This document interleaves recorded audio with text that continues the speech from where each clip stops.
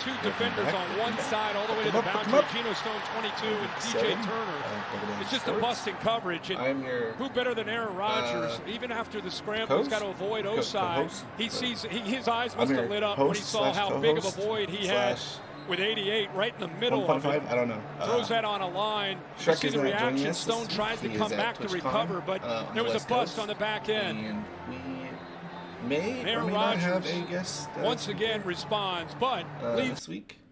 Everything. How much he loves being a part of it. He, second and 13. The pass is but he wasn't, 100% confirmed. So he might be second by at some point. They're going to say yes. Meanwhile, the Bengals wind up with the ball. It's the party, give so up on this play. We'll see the if he can. Third-year player out of Michigan. If he had too good of a time but he last night, doesn't give up on it and ends up ripping it out and gets the turnover. Tremendous. I am A-Tag Swag, and last week we had, I guess you could call it a bye week. Didn't really plan on it. I had a garage sale going on. Thought that I could step away and do the stream, and it just didn't happen. And Shrek wasn't able to take over. So, it was our bye week, right? We're going to have a bye week too every now and then. But welcome back. We had a lot of action. I figured we could start just by kind of going all the way to the end zone. Last week and we have this week, a lot to talk about, but I just kind of go through until we get some questions. Rodgers has brought them from behind. Things are panning out. Now we'll watch Flacco. Watch the safety go outside. So, it just creates a huge space, a void in the zone. It's just an error. Two defenders on one side all the way to the boundary. Geno Stone, 22, and DJ Turner. It's just a bust in coverage.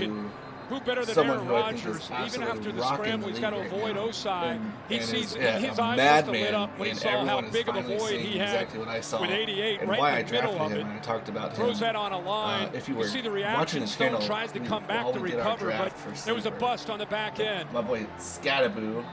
And Aaron Rodgers. Oh, what they changed his picture once back. again responds. That's some bullshit. Because I loved his picture. Everything. That shit was crazy. How much he loves being a part but of it. He's kind of rocking the league right now. 13. The pass is called in. So, and just, I don't know, huge on him. Did he stay in bounds? Monday's game, they're going to say yes. Meanwhile, the Bengals wind up with the ball. A decent bet. Give up on this play. I usually just bet like $1. Player out of Michigan. Right now, I don't have the funds to be putting but he doesn't give up on it and ends up ripping it out and gets the turnover. Tremendous. DraftKings stuff. And so I have money left over from last season, so I've just been having fun with it. But Monday night I put a $10 bet down, and it was the easiest bet. It hit before the third quarter ended, and I knew it too. It was so easy. It was a four-person prop bet, and it was just like it was a gimme. In fact, one of the props were a gimme was Jamar Chase for half a yard. Speaking of, I wanted to talk about this last week. It was our bye week, so never really got to talk about it. But 68 yards. If you held on to Jamar Chase or T. Higgins, good on you. And I would have talked about it because before the trade deadline, the NFL trade deadline, I think the NFL trade deadline and your fantasy defenders on one trade side all the way to deadline the boundary. Geno Stone, 22, different and weeks. DJ Turner. It's just a But bust there's in always a coverage. chance of a wide receiver Who getting better than Aaron moved, Rodgers? especially on Even a team after the that's not scramble, he's got to performing avoid well, Osai. or them He sees picking up a his quarterback, eyes must which have is lit up when he exactly saw what how big of a Cincinnati void did. he had And that's with exactly 88 what right in happened the with middle Jamar of it. Chase and Higgins. Throws that on a line. Popped You off. see the reaction. Stone Higgins tries to went for come back 20, to recover, but and there was a Jamar bust Chase on the went for back almost end. 40. We all know Flacco can Aaron throw the ball, Rodgers and that once is again exactly responds, but what I was going to talk about, because everything. if how you much he loves tried being to a part trade of it. for him, second and 13, the pass is if you called traded in. for him or you traded him away, Say that did he stay in depending on which bounds? side of that, They're that's going to rough say for yes. you. Meanwhile, the Bengals wind I would up have told with you the to ball. sit on it Not give and up wait, on and this also play. The third-year player out of expecting- Michigan, he's beat, but he doesn't give up on it and ends up ripping it out and gets the we're turnover. expecting. Tremendous. Hold on, give me a second. Thursday Night Football on Prime. It's on. I can see him. Oh my God, I hate it. I hate it. I can see. I always see the players, and I just can't name the names. I know exactly who it is. Hold on, give me a second. I hate it when this happens. We're just gonna do this. This will be the easiest way for me to find it. Rodgers avoids the sack.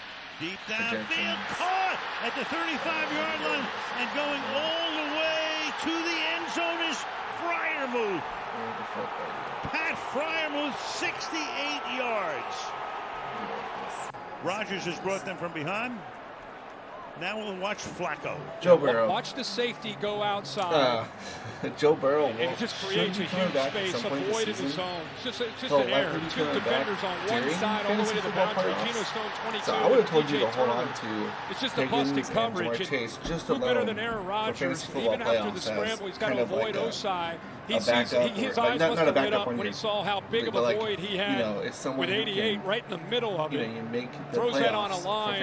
You see the reaction. Stone tried to come back to recover, but there was a bust on the back end. Or, probably two of the top 10 receivers. Aaron Rodgers in the once league, again responds, but they got Flacco, so everything. That worked out even how much better. he loves being a part of it. Well, let's go through the standings. 2nd and 13. The pass is kind of a surprise. in. I thought the New England Patriots would be doing better Did he stay than in last year. bounds?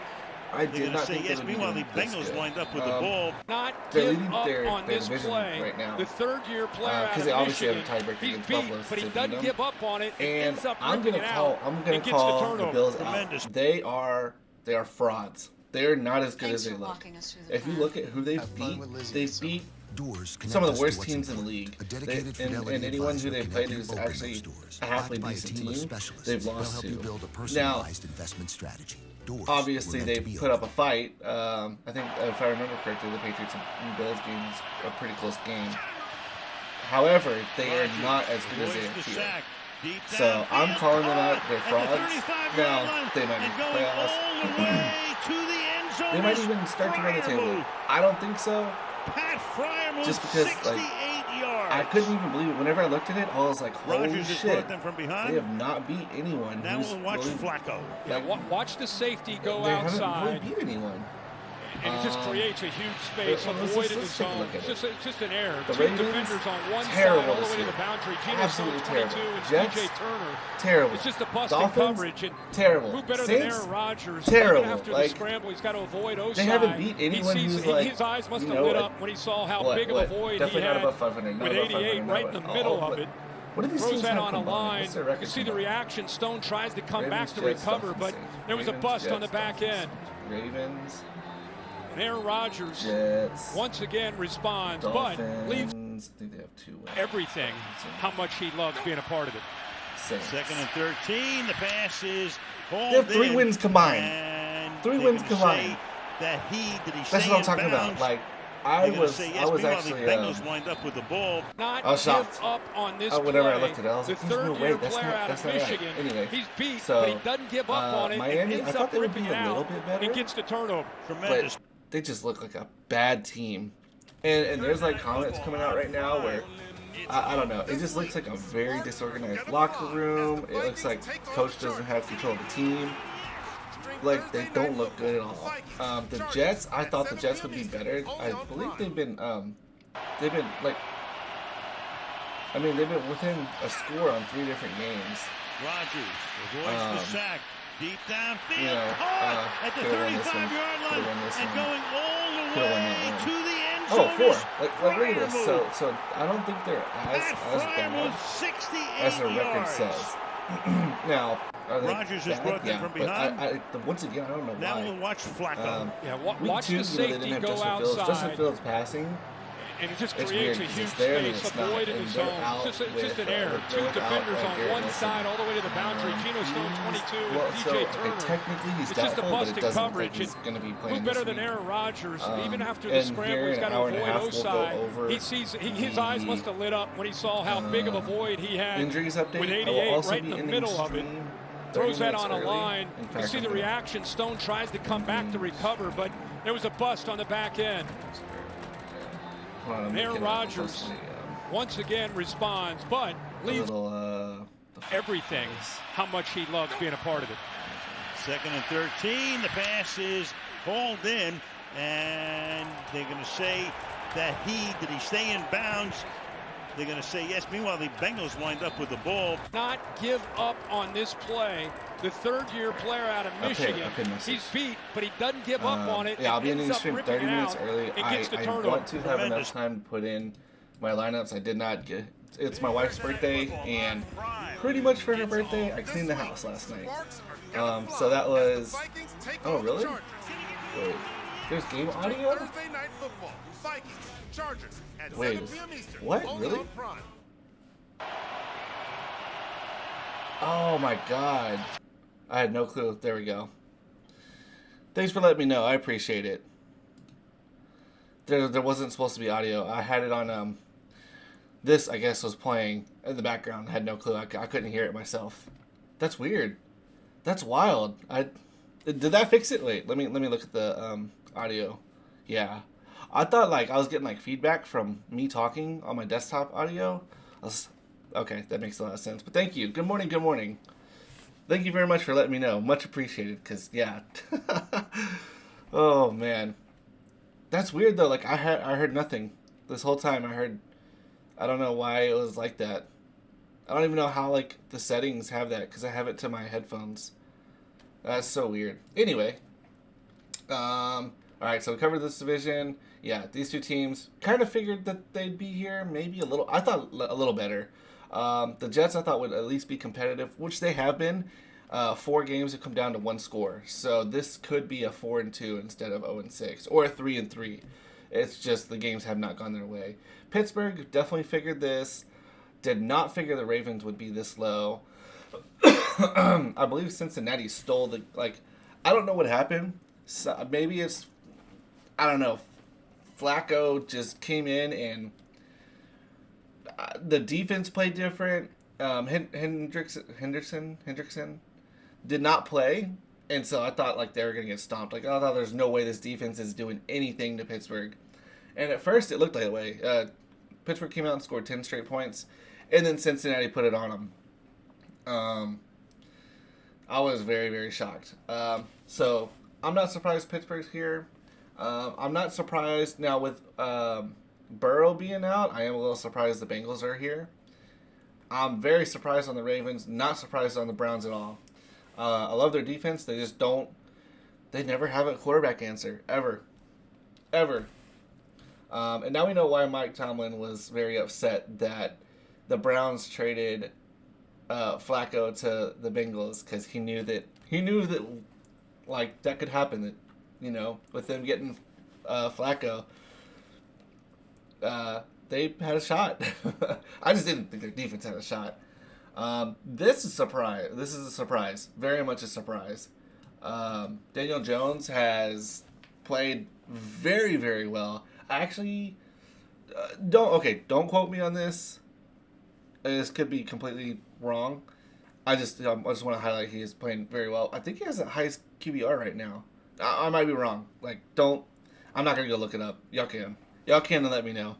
But he's played excellent, and I'm waiting to see if or when he has that inconsistency that we've seen from, like, time after time after time, or is this going to be kind of like I love seeing these different quarterbacks these last couple years who have moved situations and who have thrived. Darnold came out of his shell and is no longer seen as an inconsistent bad quarterback. He's 2 different organizations now. He's done well at, and we're in the middle of the year for a second organization since since he came out of his shell. But yeah, good for Daniel Jones. I'm very happy that he moved locations and they've played well. And what's good is the Colts have a good overall team. Their defense is good. They have a really solid defense. Their run game is thriving. As long as Jonathan Taylor stays injury free, he always seems to tweak an ankle or something like that. So let's see if that happens. Hopefully it doesn't. Knock on wood. But they're playing well. Jacksonville, I don't believe they're as good as their record. I just don't. Their secondary is shockingly good this year. I didn't think they were going to be as good, and I actually at the beginning of this year I talked about how bad their secondary was, and it's not. I think that's what's really helped them, is that their secondary has just really locked teams down. Their offense, Lawrence has just not been as consistent, and oh my God, I always get his name wrong. He's having a not so good year. He finally had a Brian Thomas Jr. I traded him. I finally couldn't stick with him no more. In fact, there's some games this week that, and I'll talk about it here shortly, that have a lot of weather involved, and this is one of them. And I don't think there's a lot that's going to be affecting your lineups that people are not going to realize, and then they're going to watch the game and be like, oh, well, why is this like completely like there's some games that are just a complete washout, just rain the whole entire game. So check the weather before you do your lineups, or ask me, and we'll go after that. We'll go over that right after I go through this. We'll go over the weather. That's going to be very, very important this week. This is the first week where weather, I think, will truly have an effect on who you should put in your lineup. Up until this point, the weather's been very, very good. Maybe a game here or there that's been a little rough. We currently do have a game going also, and it is Jacksonville and the Rams. And the Rams are winning 14-0. In fact, I think they're about to score again. Oh, wait. Did they just score again? Oh, touchdown overturned. Okay. Well, they had scored again, but they're about to score. And they might make it 21-0 or 17-0. We'll see. But the reason there's a game right now is because there is another London game going.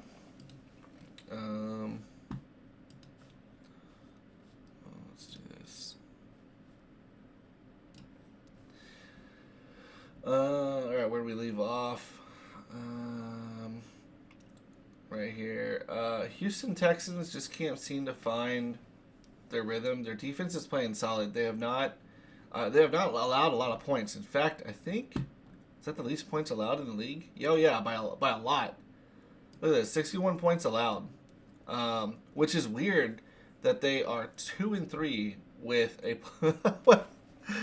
they have a plus 47 point differential and they're 2-3. That's crazy. That is wild.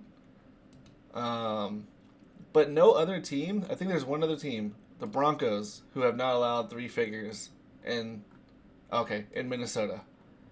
But every other team has allowed 100 or more points, and they're at 61. Like so their defense is playing very solid. Their offense just hasn't really been able to find their consistency. And there you go. The Rams just scored. That's not a shocker. And it's to Devontae Adams. Wow, he has 2 touchdowns. That's not a shocker at all because Puka's not playing. Hold on. Let me see how. I want to see. I didn't even check to see who I'm playing against today. I played against Jamar Chase in both of my leagues. Okay. Oh, and I have Whittington. I had to start someone at flex who I didn't want to just because my injuries. I think I got Hampton, Godwin. Thought about starting Hill maybe, but What's up, Icy Boing? Sit 1 full PPR. Waddle, Worthy, or McCaffrey. Luke McCaffrey. Ooh, sit 1. All right, this is one where let me pull it up. Where's Roto? This is the website I like playing. So here's one where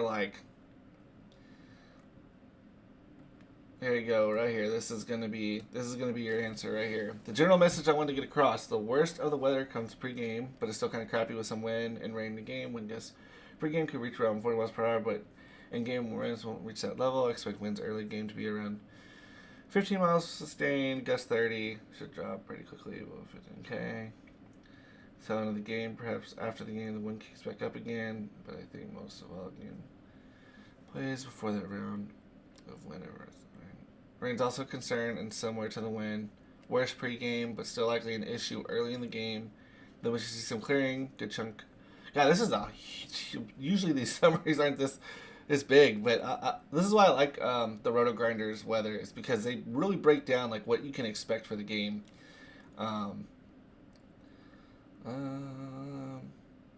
Another round could arrive late or just after the game. I love to perfectly time out that last round. Every win, but I don't think a conflict. Okay. The weather does kind of suck here, but it's not 50 to 60 mile per hour wind game that some had mentioned earlier in the week. Alright, so there's some wind. It looks like there's some weather to this game, and it looks like the worst of it's going to be pregame with some weather during the game. So it seems like there's going to be like some significant weather before the game with some heavy winds. It's going to kind of die down, and then towards the end, it's going to kind of pick back up. The rain and the wind kind of go hand in hand. That makes me nervous. So that's something to heavily consider for Waddle.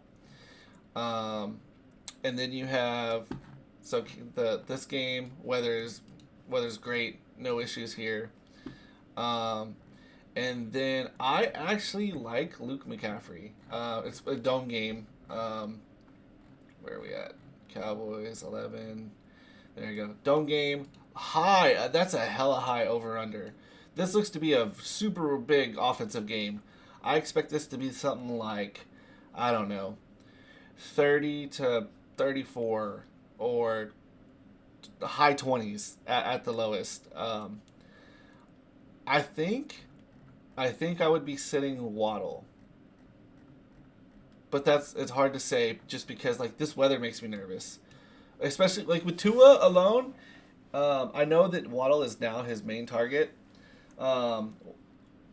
However, it's just you add any elements in there, and it just makes me even more nervous to trust Waddle. I mean not Waddle, Tua, and the Miami offense. The only offensive player I trust from Miami is A-Chain. That's it. So I like Worthy. I think McCaffrey will outproduce Waddle. And I say this is one of those where I hate to say it and then be wrong. So, if you really want to go with Waddle and Worthy, those would be the two in most cases that I would go with. I would sit Waddle personally. That's who I would sit. And I know the Chiefs get back Rice, so Worthy might make you a little nervous too. However, with bringing back Rice, I think that could open up the field for Worthy. I expect Rice to get a full snap count, no holding back.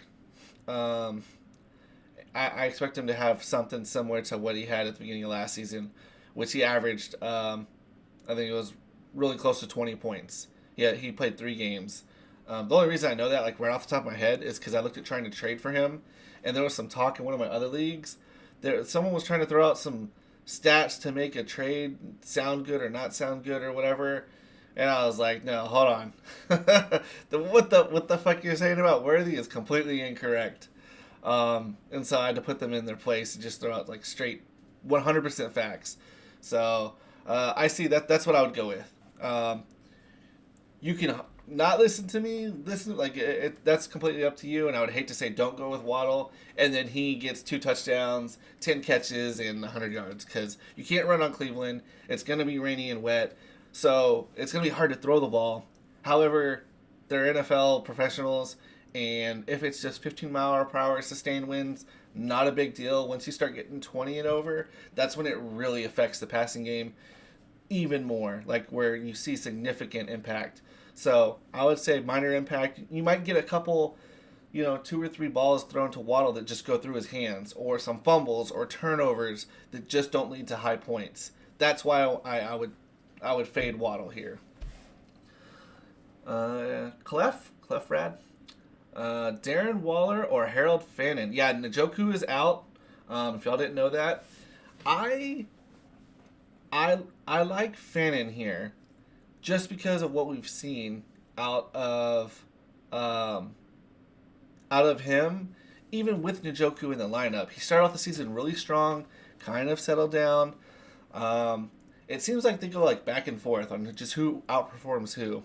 Now with Njoku out completely, and the winds and the weather affecting this game, I like the tight ends in this game. That is someone who I would like more. just because you don't see those long downfield balls that are going to be incredibly difficult to complete with, high wind and rain on and off through the game. So, like short little dump offs to run it, like some screens, tight end screens, running back screens. That's where I see your passing game being most effective. Maybe your wide receivers can get some slants or something like that. But I like Fannin here. Although Waller is a good choice too. I just with Njoku out, I actually have Fannin in my one of my DraftKings lineups. But that's more of a value pick. Whereas when you're in a fantasy football season long league, you don't have it's not a value pick like what I'm talking about. Will Waller continue his touchdown streak? I don't know. It's hard to consistently do that. Waller was one of my I told Shrek, who's usually here with me, I told him that he's one of my major sleepers this year. He didn't play the first couple weeks, so he kind of fell off. But I was totally ready to run with him as one of my tight ends. Unfortunately, he got picked up because just how my roster fell. I didn't get to keep him, so yeah. We don't see those in Cleveland, regardless of whether. Yeah, Cleveland does have there's quite a bit of weather this week. This is one of the first week so far where the weather really will affect quite a few players. And now some of the players can play through this, 15 mile per hour sustained winds, less than that at kickoff, perhaps a bit of that at the end of the game. So it sounds like quite a few of these games are going to have either weather right at the beginning of the game or before, and then towards the end it'll pick back up. And that's hard to predict, right? You're talking about if a game goes, 15 minutes longer or something, it could heavily affect the fourth quarter compared to not. So this is going to be interesting to watch. But I would recommend, if y'all are curious, how do I check the weather for my fantasy football, use this Roto Grinders, the best weather website I've came across for the NFL weather. And usually I'll check it Thursday or so, a little bit, just to kind of get a general judgment of how the weekend will play out. And then I always check it Sunday morning, just because weather is weather, and even if you were to check it yesterday, it could be completely different than today. That's just how the weather goes. Good morning. What's up, Yeet56? Welcome. Good morning, my guy. Flex 1 PPR. All right, Hubbard, Rico, Pollard, or DJ Moore. Okay, this is a hard question. This is a difficult one. I don't know how the Carolina backfield is going to work out. I have no clue. I think it's going to be Hubbard who gets the first shot again. However, I don't say that with confidence. I just think they're gonna let him get back in, and if he doesn't pop off, I think Rico comes in very quickly. I think it's gonna be a 50-50 timeshare until one or the other pops off. And even then, it might still stay that, just because they have two proven backs right now. So I don't know how you could go away from either one. Pollard is splitting time again with Spears.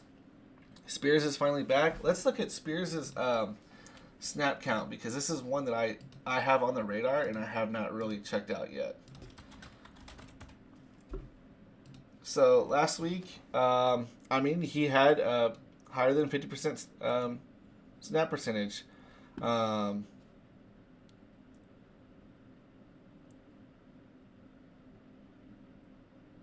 just reading this real quick. Increased workload.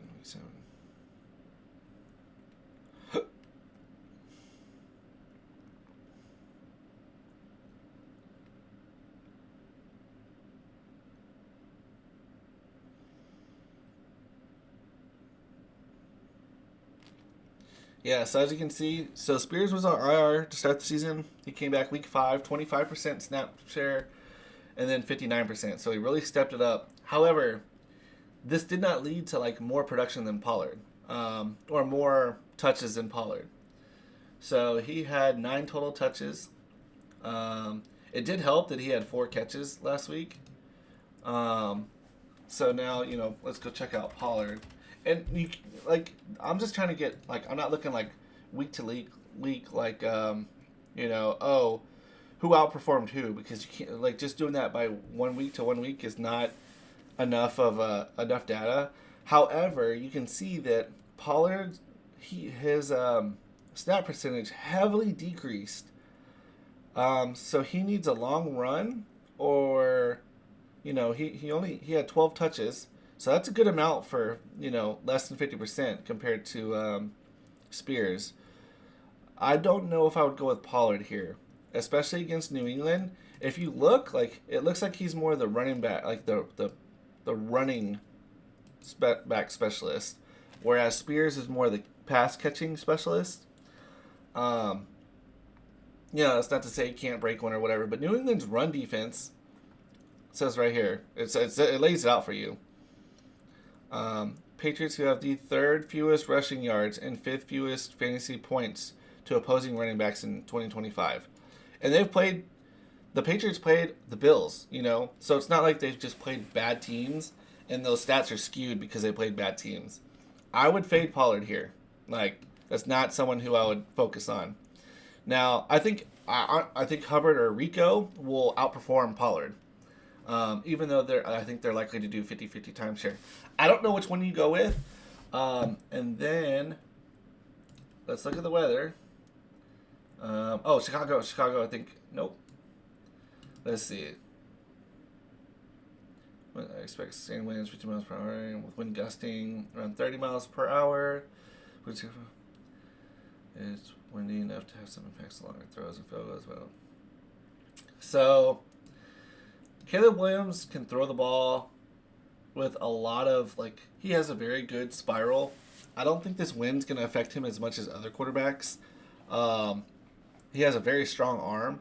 However, DJ Moore has not performed well. In fact, he's kind of been a bust. He only double digits once, but he does have solid consistency here. Just not good numbers. You need a touchdown or something from him. However, they are playing New Orleans, and this very well could be the breakout game. So I would definitely fade Pollard.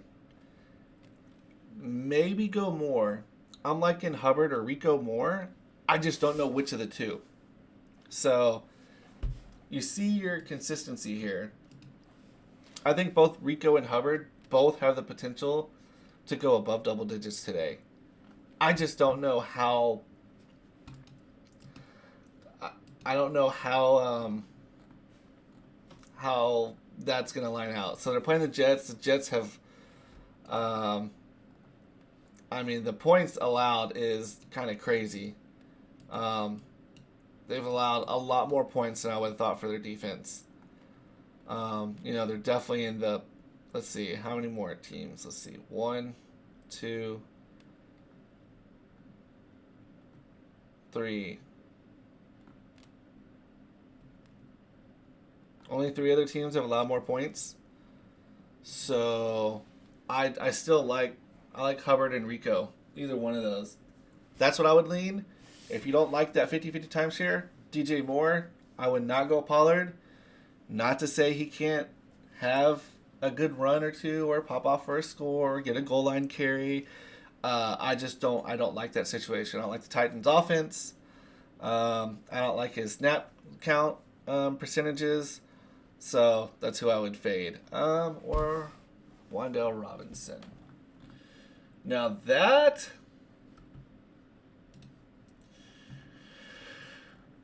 the only thing is they're playing the Broncos. And I think they're gonna fare okay. I think their offense will do just fine. I like Dart and I like Scatterboo. I think that opens the field very much so. Okay. In fact, you know what? We're gonna mute this just in case it does that again. Yeah. So it's just more likely to get like a touchdown run from Dart, and just Robinson has not been consistent.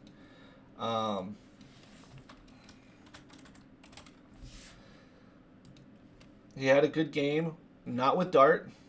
Philly, he had a good game with Dart. With Dart. So, like, you know, this one, that one would be hard. As to, like, if you take him over, he looks more of a boom bust player. And I don't like boom bust players like Trey Tucker. Trey Tucker is one of those who I just, you know, if it looks like you're not going to win your matchup and maybe you're going to lose by like 20 points, maybe go for Robinson. Maybe play him because you need someone who's going to get you points. You can't sit on someone like definitely not Pollard. Pollard won't get you there. So that's about as good as I can say. I believe the weather in that one's good. Giants in Denver. Yeah, weather's good there. In fact, weather's really good there.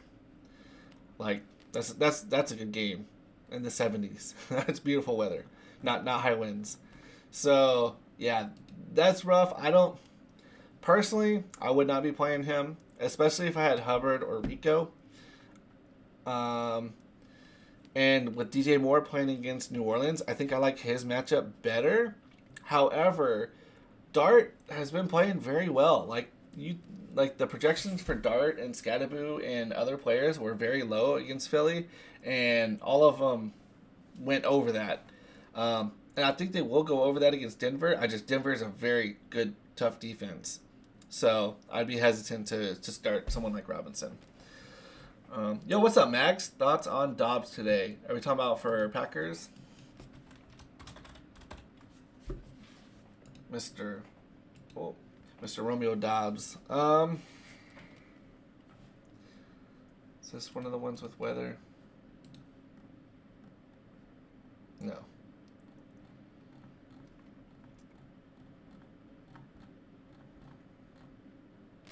Dome. Oh, let's see.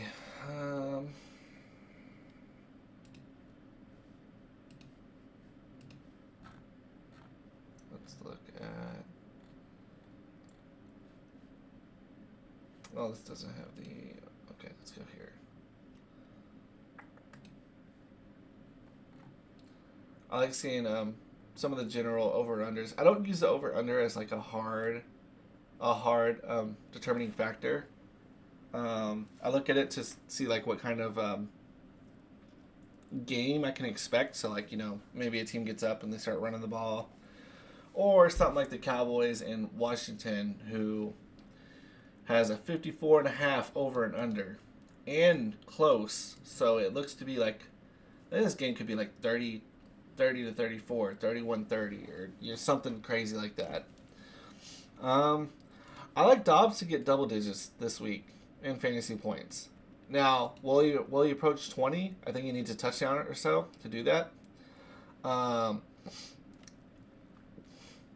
But I mean, he's been pretty good. You know, can't really complain. Matthew Golden has not really popped off yet. I'm waiting to see him do that, and they should be getting back. I have him. They should be getting back. Where's my IR team? They should be getting back Christian Watson soon, and I think that'll have some effect on Dobbs. Maybe on the snap count percentage. I don't know how that'll look yet with Golden being there. This week I like Dobbs. I think he does double digits. I just don't know how much more than that. So he's been very consistent. 8 points or more, except for that game against Cleveland. And they're playing Arizona. He's projected 11. I like that projection. I think he can outperform that projection. He's outperformed his projection every week except for one. And now, maybe by a little, but 7 here, 8 here, 8 here, 11 here, 9 here, that's the one. 9 here, a whole shit ton. So his floor is pretty solid. I think he gets over this 11, maybe something like 13 to 15 I could see. Maybe like 6 catches with a touchdown, very possible. So I like Dobbs. I like Dobbs as a solid flex play, or maybe a wide receiver 3, borderline wide receiver 2. Maybe he has some crazy game like this where he pops off for 3 touchdowns. I don't think it'll be anything like this, but I definitely could see somewhere like 15 points is very possible.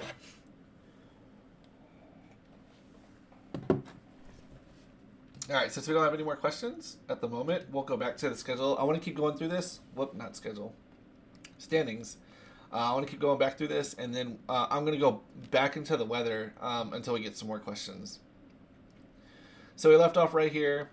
Texans, kind of shocking here because they're plus 47, but they're, sub 500. The Titans, this is exactly... I figured the Titans were going to be like this. I thought they would be a little better. Last year I liked their defense. This year their defense is not very good.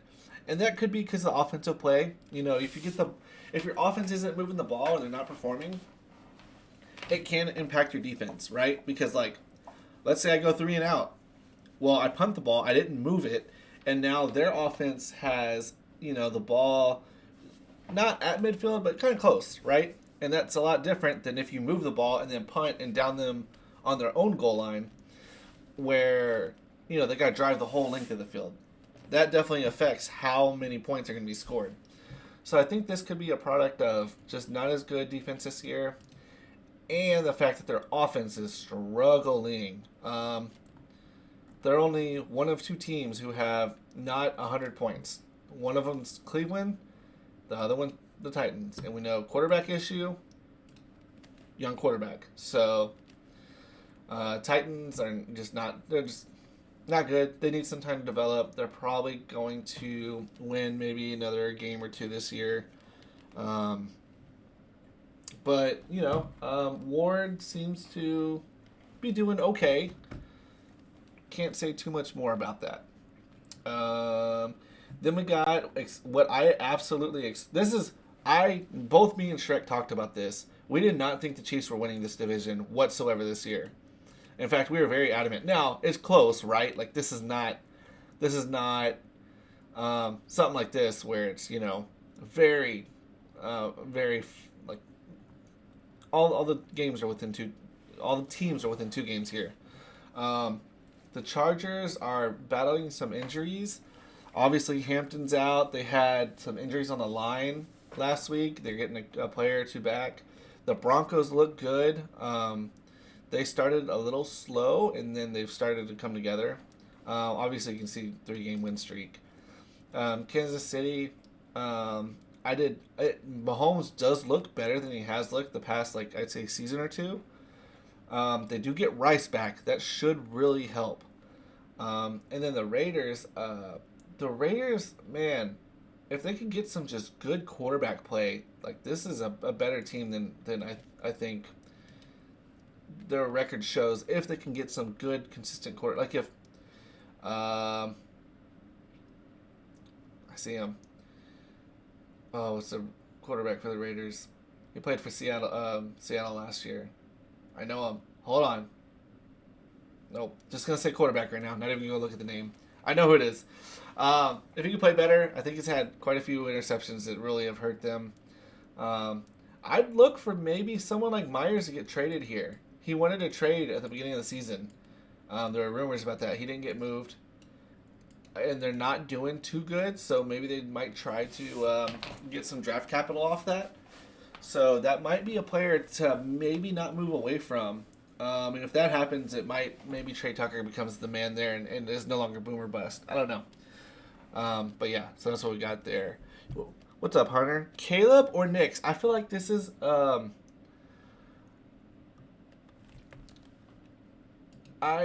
So there's weather in the Chicago game. I like the matchup. The weather is mainly more wind, and it's not too crazy of wind. It's supposed to be 15 mile per hour sustained winds with 30 mile per hour, up to 30 mile per hour gusts. I don't know that this will affect Caleb too much because he played in a couple games like this last year. And I remember thinking, he's not very good last year. He struggles with his accuracy. The wind's going to affect him. It really didn't last year. I don't think this will have too big of an impact on him. And then, so to say that, then you have Bo Nix playing the Giants. And the Giants have been playing better. I still like Nix. Like, Nix, he's, both these quarterbacks are dual threat, so both can run the ball.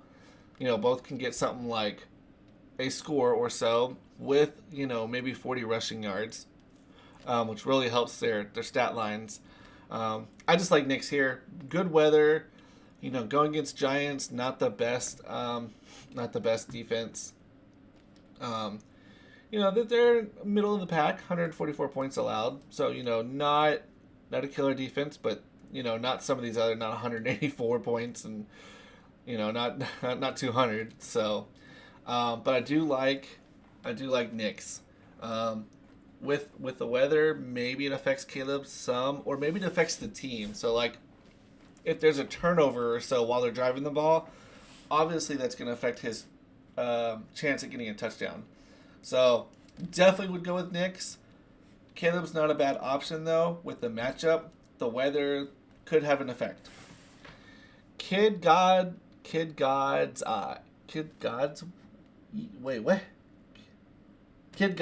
just going to go with that. Johnston, I'm assuming this is Quentin Johnston, Rashid Rice, or Jordan Mason as flex. I'm going to, right off the rip, I'm going to say Rice. I heavily like Rice. He's coming back. Now, if he's limited, that's going to suck because it will, obviously lower his fantasy numbers some. I don't think he's going to be limited at all. I think he's going to come back. He's coming off of an injury. He's coming off of a suspension. The reports are he's in good shape. Take that as you want. I feel like if I had a player coming back, I'm going to be like, oh, yeah, this guy's in top-tier shape, best shape of his life. He's going to dominate, make the defense or the other team scared. I don't know. Although Quentin Johnson,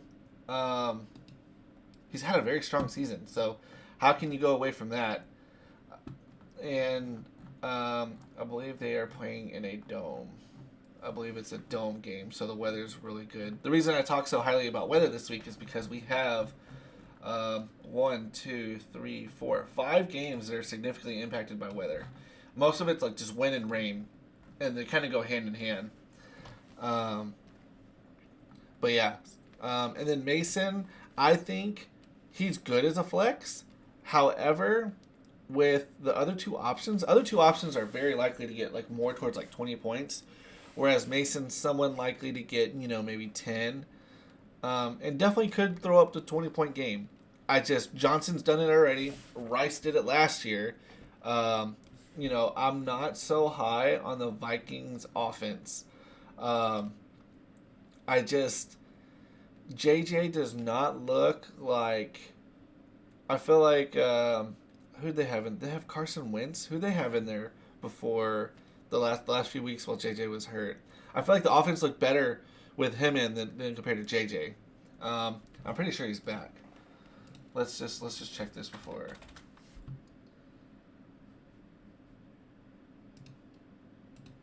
Oh, he's questionable. Okay. Ooh.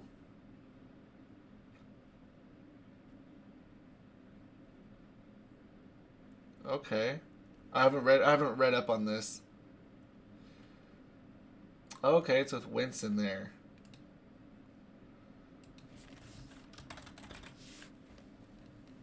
Even so, I still like the other two options. This changes a little bit. Okay, that's a super weak game though. Yeah, I think he could get somewhere like 15 points. So I'm more like on like yeah. Okay, so like around closer to 15, whereas like, and these are projections, right? Like so you can't you can't really go hard off projections, but I'm thinking more like Rashee Rice can get like 20 points. I mean, look at this. The 3 games he played last year, he put up numbers. Look at his, like, I mean, he was just targeted so much. Worthy was there.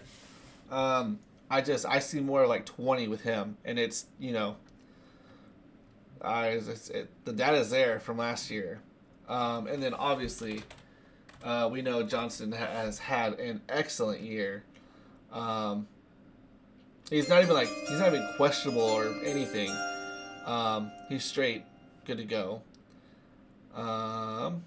Like, you know, logged a full practice. And look at this. I mean, he's put up solid numbers. So if you're worried about Rice getting like a full, you know, maybe his first game back, he's not, I don't know, you're worried about him being, you know, in shape or whatever it is, or his snap count being limited, or just being week 1 and it not for him and him being a little rusty. Now, you could also argue that he's fresh, whereas Johnson is not necessarily fresh. You know, they're not halfway through the season, but we're into the season now. And he does have to share with 2 other receivers. So, you know, maybe last week was what McConkey needed to keep going off, and maybe Johnson is now not the targeted receiver all the time. Maybe that's in your head. I don't know. But I would, like, you know, I mean, his floor and ceiling are right here. This is an injury. So you got to look like 14 points at least, you know. I'm going Johnson or Rice. I like Rice more. Johnson next.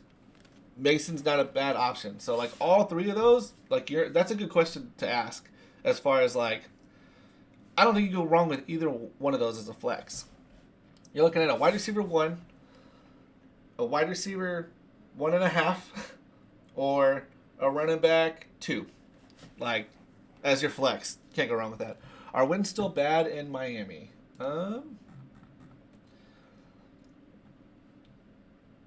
Here you go. So we read this earlier. Let's see if I can highlight where. Okay, right here is what you need to read. I expect wins early. I expect wins early game to be around or a bit over. This is like, so this is not. I haven't done my research. I like using roto grinders. They really, whoever does this, like, really goes into depth about why they do the weather how they do and what their summary is, and they even mark, like, you know, like, there's green, you know, like, this one's good to go. Any ones that don't have anything, like, they're just good to go. And then they have, like, a, you know, yellow, orange, yellow, you know. So, like, a red would be like if a game had significant rain with possible weather delays and lightning, you know. Anyway, so for the Miami, I expect winds early game to be around or a bit over 15 miles per hour sustained, gust around 30 miles per hour. That should drop pretty quickly to below 15 miles per hour sustained, gust around 25 miles per hour, manageably windy for most of the game. At the tail end of the game and perhaps after the game, the wind kicks back up again with sustained winds over 20 miles per hour and wind gusts over 30 miles per hour. But I think most or all of the game plays before that round of wind ever arrives. So that kind of allows you to kind of know. So it sounds like it's going to be windy before the game. It's going to kind of die down. And then with more weather coming in towards the very end of the game, it'll pick back up. That's what it looks like. So, you know, for NFL quarterbacks, 15 miles per hour sustained wind should not affect them that much. Maybe a little bit. Once you start getting like 20, 25 miles per hour, that's whenever you start, and that's sustained, that's whenever it really starts affecting a lot more of the throws and stuff like that. And then obviously, you know, the gusty winds make it hard. You know, if you're having more gusty winds and just, you know, it's just kind of 15 miles per hour up to 30 down to 20, like just, you know, all game, that makes it hard to throw a deep ball. You also will have some wetness, so like you could see some fumbles during this game, especially going against like a Cleveland defense. You can see some fumbles, maybe like a quick slant where the ball goes to the receiver's hands. and then that leads to an interception. So I expect there to be some turnovers, some problems with the kicking game. I definitely expect this to affect the score some, but I don't see it as something that's going to be like absolutely crazy where, you know, the offense just can't, like, you can't do anything. The only thing you can do is run. I don't expect that. I expect there to be a lot more screens, a lot more checkdowns, stuff like that. I don't think you'll be able to get many deep balls, and if you do, it's going to be like a receiver that breaks open, and the quarterback is just able to throw the ball and like maybe underthrow the receiver type deal, whereas not like, lead a perfect in stride catch type deal. So, it's going to make the deep ball a little more harder. So, like, someone like Waddle or Judy, unless they're running a bunch of, like, stop routes or quick slants or receiver screens, that's where I think they're going to get their points. Not these 20 to 25 post or corner routes or deep balls. So, that's kind of how I see this game playing out. Pick four, 1. Okay, pick 4. 1 for tight end position. This is a Zappa's question. But yeah. So the win. So it sounds like the win's not going to be that bad, but it can affect some. Now that is saying that this is accurate. If the weather rolls in during the middle of the game, and it picks back up and it gets to be 35-mile-per-hour gusts with winds over 20, that will heavily impact the game. Anyway, Zappa, pick 4, 1 for tight end position, and 3 flex. All right, so we got Jordan Mason, Taylor, Romeo Doubs, Jameson Williams, Bourne, Travis Kelce, or Waller at flex. Okay, so pick a tight end. I like Waller here. Even with the weather, I like Waller. You can't run against Cleveland. This is why I think Miami is going to struggle this game. Now I say that and watch them just somehow pop off. But when you have weather like this, like I said, you're not going to have those long deep balls. So like your tight end check down, your running back check down, screens, tight end screens, running back screens, stop routes, quick slants. These all help Waller. With Rashee Rice coming back, I don't think Kelce is going to have that strong of a game, and he hasn't looked like the Kelce that he usually is. So I like Waller as your tight end, and then Mason, Taylor, Dobbs, Jameson Williams. Let me look at Jameson Williams real quick, because he's boomer bust like he has been. I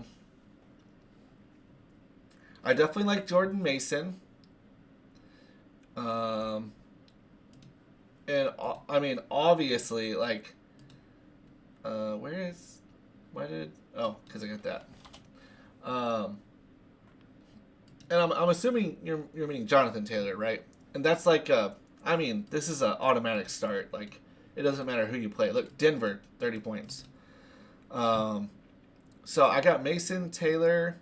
Now it comes down between Dobbs, Jameson Williams, Bourne, and Kelce. I don't like boom bust for Jameson Williams, although I do think he could put up some numbers against Tampa. But I would definitely lean more I would lean more Dobbs, and I think I don't think Bourne is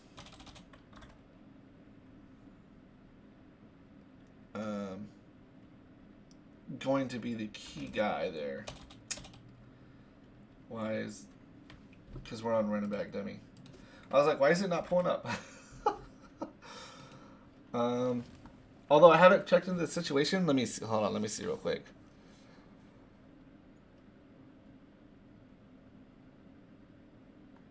Yeah, Kittle's back.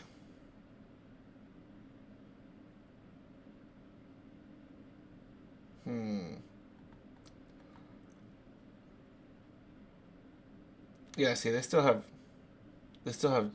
Jennings, and then Well, yeah, I say that, and actually,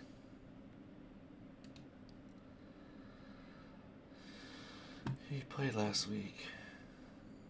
80%. Okay, so that doesn't change. I don't think Bourne has as good of a stat line, but I think maybe something like, expecting more like 15 points. Ooh, so that makes it. I think the decision here is between Dobbs and Bourne. Jameson Williams for me is just too boom or bust. If not even saying that, Dobbs or Bourne I think can still have that. Like, obviously here's his ceiling. I just think with Kittle back, Kittle's going to eat up some of this volume. So I wouldn't expect, 20 points out of him. I say that, but if he has a touchdown with his volume, and Jennings coming back last week, Jennings wasn't the man returning. And how did Demarcus Robinson do? Oh, he didn't do worth a shit. What happened? I didn't watch this game, so I'm not super familiar on why Demarcus Robinson didn't do well. Okay. Wow, I'm surprised he had a 19% snap count. Okay. So that means Jennings and Bourne are the two guys. I think 49ers, who do they play? Off the top of my head, I can't remember. Yeah, sorry there's a lot of quiet time. I don't have my co-host with me today. Shrek is at TwitchCon, having a great time. Ooh, the Falcons. Yeah, you know what? I might go Bourne here. Bourne has just been so consistent. And I didn't expect him to keep going like this. I would go Mason, Taylor, Bourne. And then for your tight end, I would go with Waller. That's what I would go with. Kelsey can have a good game. Dobbs is not a bad option too. Jameson Williams not a bad option as well. I just think definitely Jordan Mason has been playing very well with Carson Wentz, and it looks like he's going to stay in there. Jonathan Taylor is an absolute start. Like, that's not even a question. And then it comes down to Dobbs, Williamson, Bourne. So that's my answer. I don't know. I think I laid it out pretty good as to why I would go that way. You're more than welcome to disagree, not agree. Not Jordan Mason. It's Mason Taylor, the tight end for the Jets. Oh, okay. Yeah, that's okay. Then Mason, Bourne, and Dobbs. I don't know. I don't know what to think of the Jets. And they're playing Carolina, and they just allowed a lot of points their last game against the Cowboys. The Jets are a boom bust offense, man. I don't know if Fields is going to have a good game or a bad game, and I think it all depends on him. Now they don't have Garrett Wilson, so maybe that helps Jordan Mason. You can start him. It could pay off because he's whenever Fields has had a good passing game, or like a decent, I wouldn't say good. Whenever he's been able to pass the ball, we'll say it like that. He's had some good games, so he could throw up 20 points. I don't know if I trust him. I don't know. Yo, what's up, Crazy? What's up, Opie? Maybe this might be a chalk game for us. Yeah, it might. The thing about the Jets is that they could be 4-2 right now. They've had 4 one-score games. They've lost, all 4 of them. Obviously, they're 0-6. They've also played a game without Justin Fields, and Justin Fields is not. It's hard to say. It's really hard to say. I don't like. So if it were me, I would go with Mason, Dobbs, Bourne, and then Waller at tight end. If you want to throw in Taylor as your flex, maybe do it for Dobbs. But I definitely would start Jordan Mason and Bourne. And then, I like Dobbs. I like Dobbs more than Williams. Although he's boom or bust, so if you feel like you really need some points and you really need that, then you can go for Williams. I like Waller at tight end more than More than Taylor and Kelsey. I would go Waller, then Taylor, then Kelsey. I'm not big on Kelsey. I haven't been big on him for a couple years now. So yeah. Sorry, it's been a long time on that question. But definitely was a loaded question. So hopefully it works out for you. Hopefully that helps you make your picks. Yeah, I don't know how the Steelers let Chase Brown get 108 yards. I mean, I think I know why. It's because Joe Flacco came in and Mike Tomlin knew it.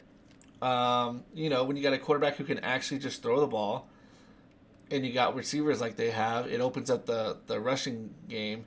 Now, how the Bengals defense played well, I don't know. Like, I guess the Flacco effect hit them. I don't know. That was a weird game. Especially when they started off 10-0, and then, like, you look back on that game, you're like, wow, how did that happen?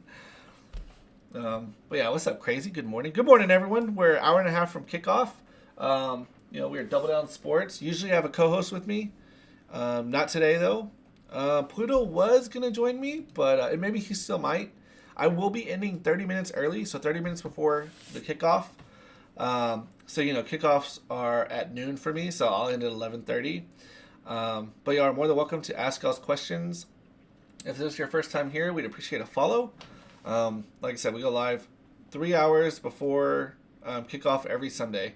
Last Sunday was our bye week. That's what we'll call it. We'll call it our bye week. Shrek was not able to stream, and I was not able to get away from a garage sale.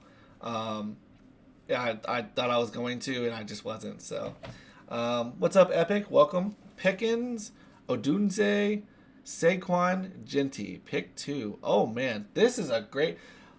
Like, sometimes, you know, someone will come in here and ask a question. I'm like, oh, man, that one sucks. That one sucks. That one sucks. So, I like all these. I would say not Pickens. However, the over-under is supposed to be crazy high. And I think this is one of those where, like, both CD and Pickens can have a touchdown and somewhere between, like, 5 to 10 catches apiece with one or both going over 100 yards. Like, we might see some, like, I don't know, history where, you know, 2 receivers over 100 yards and each a touchdown and or whatever, you know. Some kind of crazy stat line.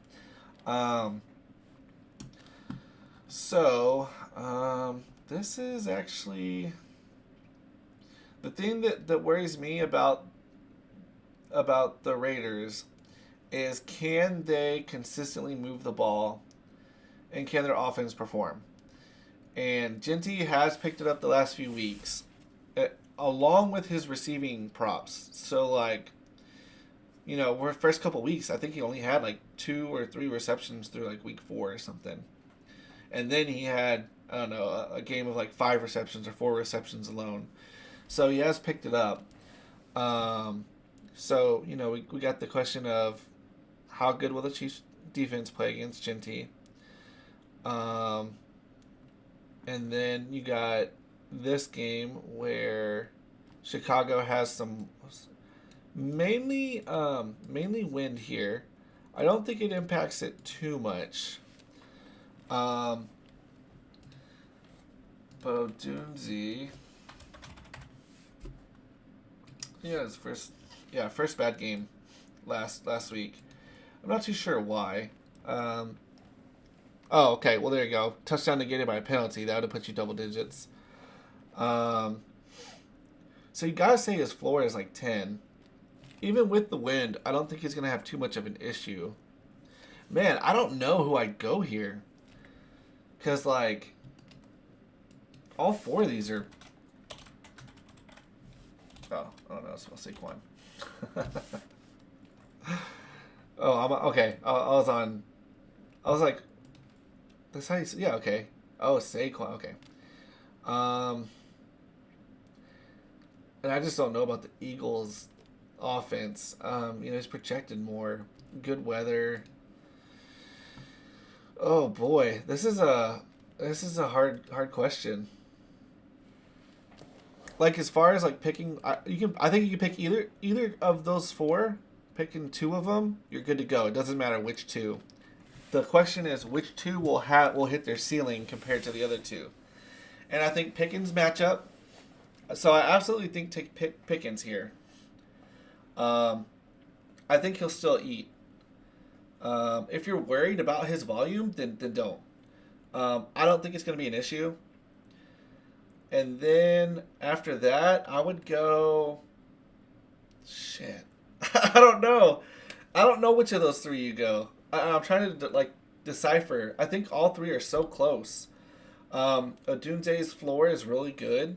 So is Saquon's. Genty's floor is what matters most to me.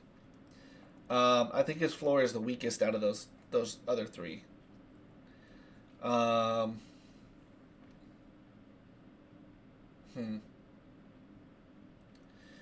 I think if you had to fade someone, it would be Genty, just because of the fact that the Raiders, if they can't move the ball, that might affect his volume, his fantasy production. I think no matter what the game script is, he still can get points. But let's say he's held to 10 carries, 27 rushing yards, no touchdowns, 3 catches. That's he might not get 10 points. Do I think that'll happen? I don't think so. I think all 4 of those players get double digits. All 4 of them. I think Saquon. Maybe go Pickens and Saquon. Maybe that's what I would go. I think Pickens has no problem with his volume. Odunze, I'm a little worried about the weather, but not so much. He has a good floor. I just think Saquon, his ceiling is just way too high. And with the passing game how it is, Saquon's your best bet as far as Philly in that offense, Saquon and Hurts. And then Genty, I'm just worried about his floor. His ceiling's plenty good. All 4 of those. So that's what I would go. I'd go Pickens and Saquon. But if any of those 4 are good, any 4. Welcome back. Hey, Landy. Nice to see you again. Hey, guys. Dobbs, Tez, or McCaffrey, or Myers? Okay. Is it Luke McCaffrey, Christian McCaffrey, or... yeah. Which McCaffrey? Because there's a couple McCaffreys this week. Or Myers. Let's see. So Tez is kind of a question mark to me. I don't know.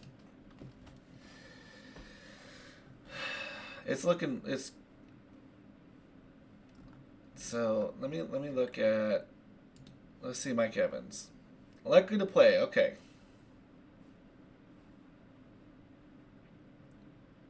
Okay. So likely to play. And then I'm pretty sure he's out. Wait, really? Wow.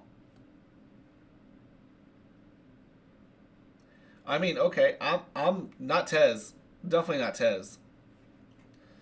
With this report, so make sure, okay. Landy, make sure you do this. Do not play any of your players in the flex position unless it's Tez. Make sure whoever plays the latest in your lineup is in your flex position or positions. I don't know if you have multiple flexes or not. Because what'll happen, and people don't realize this, what'll happen is, let's say I have all these 12 in 3 games, right? And let's say, I did wrong here. I'm in so many leagues, and I've been so busy, I was not able to move him. I did what you shouldn't do. Whittington should have been in my receiver. Because now if, let's say one of these players come out hurt or something, I am only able to go with wide receiver. Right? Or if Whittington was here and, Diggs was here, or Johnson, I would put Johnson here because whoever plays latest.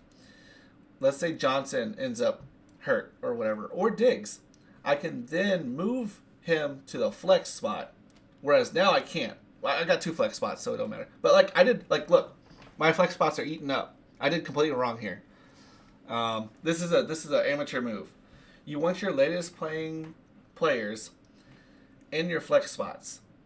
That way you have some flexibility here where I'm not forced to just play wide receiver if one of these two guys is hurt.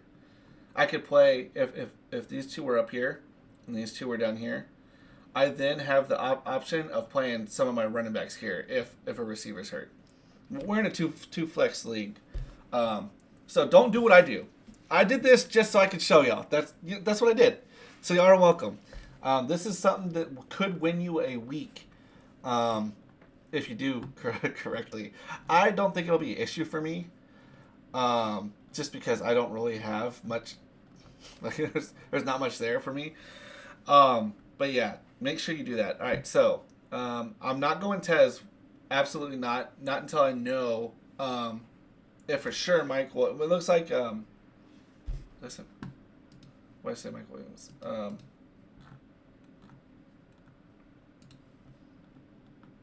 Mike Evans. Unless I know for sure Mike Evans and Egbuka, if one of those are not playing, then maybe you can go Tez. But if both these guys are playing, absolutely don't go Tez. Dobbs, McCaffrey, or Myers, and you did not specify. I got to know which McCaffrey this is. I'm assuming if you're asking, this has got to be Luke McCaffrey, because you wouldn't be asking if it's Christian McCaffrey. So Dobbs, Luke McCaffrey, or Myers. I like Luke or Dobbs here. And I think I like Luke more. Because they're playing against the Cowboys. I mean, I know. If y'all don't know, both of these guys... Oh, okay, they actually already have the depth chart updated. Deebo Samuel and McLaurin and Noah Brown are out. Luke McCaffrey had a 38% snap count. This is going to go up to like 80 or 90%. So, double this number. Like, very likely double this number. Now, he only had 1 target, 1 reception, and a touchdown. So, however, he's also the return guy. So, he could get a touchdown there. It was very likely. I wouldn't say very likely. It's very possible. Like, the Cowboys just aren't. I'm expecting him to get like 20 points here. That's what I'm expecting. Yo, thank you for the follow. I don't know why my alerts aren't going off. I just realized that. I see Boeing, Zappa, and Coach. Thank y'all for the follows. I'm sorry, I don't know why that's not playing. But yeah, so that's what I would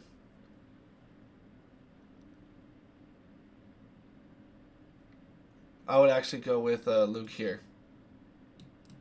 I'd go Luke, then Dobbs, then Myers, then Tez. Currently starting Odunze and Saquon. All right, Epic. I really hope that works out for you. Like I said, you're one of the people who come to me and like, usually I'd say come to us. They come to me and like that's a good like question or problem to have. It's a very good problem to have with the 4 players that you want to start. Yo, what's up, Broly? Mike Evans or Quentin Johnson, non-PPR. Oh, okay. So very touchdown dependent and yard dependent. Wow, that's interesting. I haven't played in a non-PPR league since like one of my first leagues. It's always, I don't know, I guess just the PPR makes it funner. But yeah, so let me look at this a little further, just because like I said, I have not played in.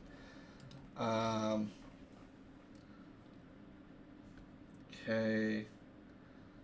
So it'd be 30. It'd be 10. That'd be 56. It'd be 51.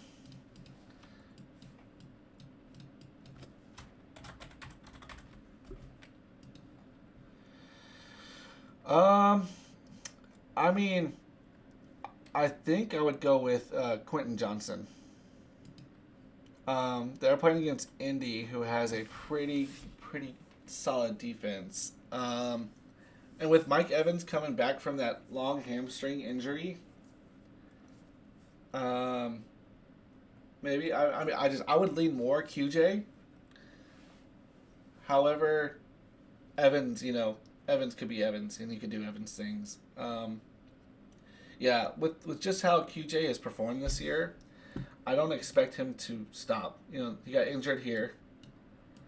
But he's outperformed Evans every single week. By a good amount, too. Like, it's not like it's, like, close. Especially for non-PPR. You got 8 plus, 16? No. 12? 8 plus 12, so 20. 13, almost 9, 16, and then injured. So, yeah, I would go with QJ, but having Mike Evans is not bad either because they play the Lions. Probably high scoring game. Probably going to use them a lot. You know, Egbuka probably is not 100%. I'm actually surprised he's able to play. Well, that's crazy to me. So, and maybe Evans gets targeted more, but he's also coming back off injury, so it's like, They also could retweak injuries, whereas I don't think QJ will retweak it. His didn't seem as significant as Evans. I also don't think they would bring Evans back too soon, but I would lean more QJ here. Banking on the Williams-Rattler game, have a college beef game. Oh, yeah, that's actually a good point. Yo, I didn't even think about that. That's true. I didn't like Spencer Rattler in college. I also didn't think Caleb Williams was that great. He didn't put up, like, amazing stats to me. Like, I was surprised they were calling him generational talent coming out of college. I was like, this motherfucker didn't do anything.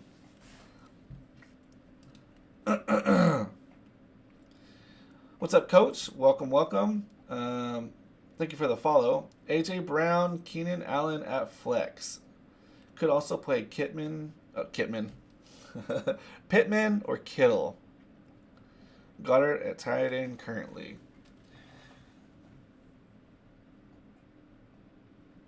Damn, I think Kittle might actually be your...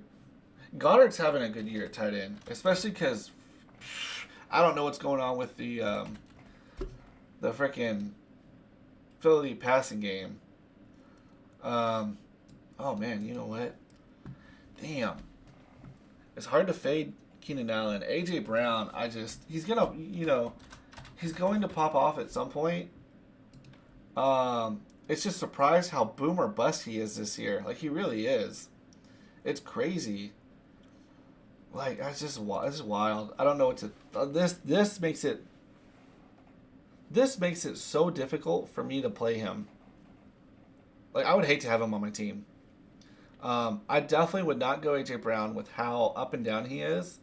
I just don't know why. There's no rhyme or reason here. Cowboys, terrible defense. Absolutely terrible. Fucking 1 point. Like, are you kidding me? And then the Rams, a pretty solid defense. 23 points. Like, what are you talking about? I don't, it's so stupid. I am too, Coach. I'm with you. I'm like, man, you might want to go Kittle and Goddard. Pittman is, they are, Indy is without Josh Downs. So that might help Pittman. Pittman's had pretty consistent, right here, no. But, that's a 1 out of 6 games, one game out like that. Aside from that, he's been pretty good. Daniel Jones has also played really consistent. They are playing the Chargers, so it's a little like,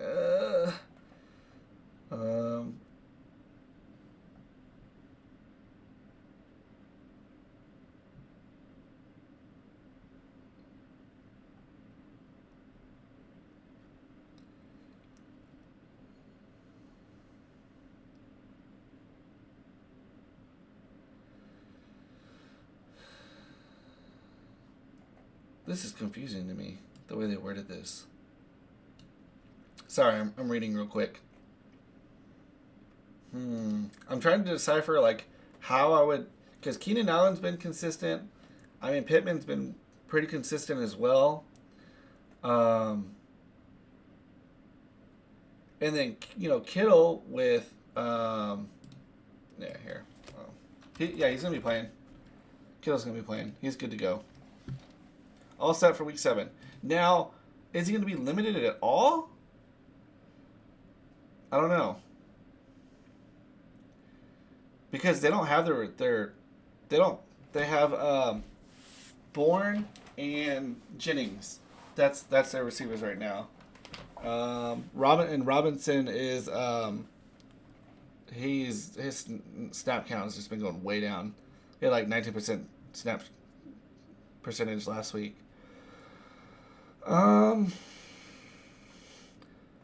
Okay, well, here's Atlanta defense that has surrendered the fewest receptions to tight ends this year. So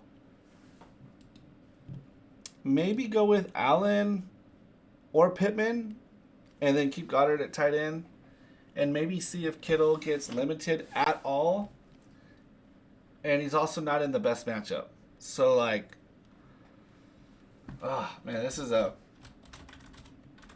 And one thing that, like, you know, what's really hard about fantasy football is you can look at the stats all day, and it's the NFL, right? So, I was thinking about this, like, why is it so difficult sometimes to, like, figure out, you know, who to start and all that? And the way I think of it is like a massive game of rock, paper, scissors, except for rather than there being like 3, you know, things to choose from, rock, paper, scissors, there's like 20 things to choose from. And so some things, like, you know, beat other things so much more than others. So, like, you know, like rather than rock beating paper by, you know, just barely, it's like beats it like 3 or 4 times severely. You know, imagine a 20 prop thing of rock, paper, scissors. And that's like the NFL, you know. You have injuries, you have players that are good against a run, players that are good against a pass, players that are bad against a run, players bad against a pass. You have good defenses, good off. Like, you have all these different factors. And when you put them together, like, that's why you get some games that, like, just are unpredictable. It's just a massive game of rock, paper, scissors. And sometimes it's so, like, crazy to look at all these stats and they just don't line up sometimes. So, yeah, Keenan Allen, just his consistency has fallen off. Okay, so here's what's happened is, okay, if Keenan Allen's going to get double digits, he has to get a touchdown. That's what essentially is happening here. You know, they got 3 receivers. Even with Johnson being out, it hasn't affected anything. Yeah, it really hasn't affected anything. Oh, he had a fumble here. So, yeah, if he gets a touchdown here, that's what this depends on. So, you're asking, will he get a touchdown or not? That's pretty much what you're looking at. You know, I think, Coach, I think I would go Pittman and Goddard. I think that's what I would do. After looking at it deeper, if you go A.J. Brown, this season, it seems boom or bust, but, like, it's so hard not to, like, he's such a good caliber player. It's just weird. Philly's just been weird, man. And then Keenan Allen, he looks to, you know, get you almost 10 points, but he needs a touchdown to get you more, especially with Johnson and McConkey. Pittman seems pretty solid. Pretty solid consistency. And then Kittle, it's tough matchup coming back from an injury. So, okay, yeah. After looking at this further, I think I would personally start Pittman and Goddard. You could start Kittle. You could start Allen. And I think you'd be okay. But those are the 2 I would go with. All right. I'm going to use the bathroom real quick. I'll be right back.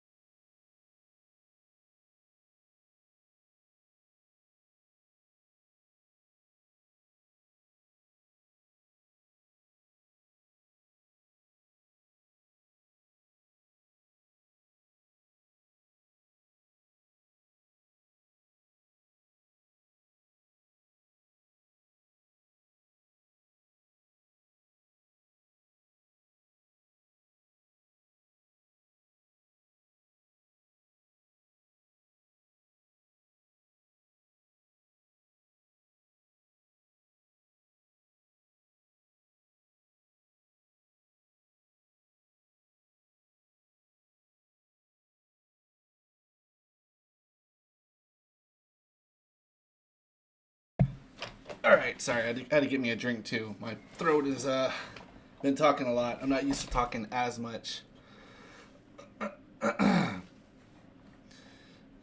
Appreciate it, Rob. Great, love to hear that. We definitely look forward to having you back. And next week I'll have my co-host with me. Shrek is not here this weekend. He's at TwitchCon having a good old time. I'm kind of jelly, but happy for him. It's much deserved. He's been grinding on streaming on his own personal channel. So, what's up, KBJ? Waller or Chargers tight end? Who is a Chargers tight end? Oh, I had it right there. Off the top of my head, I can't think of. Oh, yeah. I mean, definitely Waller, because this is a. I mean, you gotta get extremely lucky. You gotta have like 2 touchdowns from. And Disley has, I believe he played for the Patriots, Seattle, if I remember correctly, a couple years ago. Maybe Denver at some point too, but I was pretty confident he was in Seattle. Yeah, absolutely Waller. Waller was my sleeper this year. And he is on a touchdown streak, which is crazy. Even without the touchdowns, he's still 5 catches for 78 yards. I mean, that's still 12 points, 13 points. 3 catches for 27 yards isn't so great, but he had 2 touchdowns. It doesn't matter. He can be touchdown dependent. If he doesn't have this touchdown, he doesn't have 2 touchdowns here. These lines are much less impressive, but he does. And his snap percentage has been going up. So, and with the weather, I expect, so this game's going to have a lot of weather. So now before, I'm not going to get back to this. I'll get back to this if we don't have any questions, and I'll get through this weather. But there is weather and 5 games today. Hold on, I'm going to check out this. Let's see how this game's going.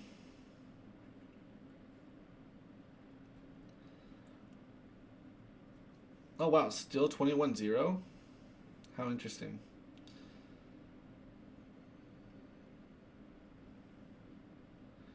Damn, Devontae Adams. 2 TDs. And how's Jaguars doing? No running game. God, no passing game either. I mean, that's not true. Just no one who's consistent. Like Brian Thomas Jr., I'm glad I moved away from him. I felt like Brian Thomas Jr. was very much like A.J. Brown this year. He just a letdown. There's no other way to put it. Just a letdown. Cool.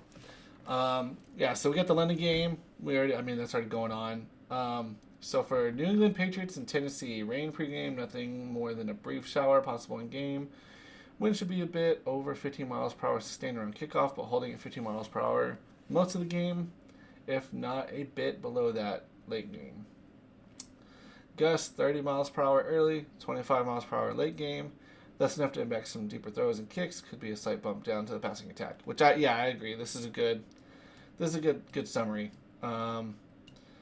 Looks like a little bit of effect, but not a lot. Not much. Nothing really in the no rain. Just maybe more affecting deep balls and kicking game. That's what I expect to see out of this.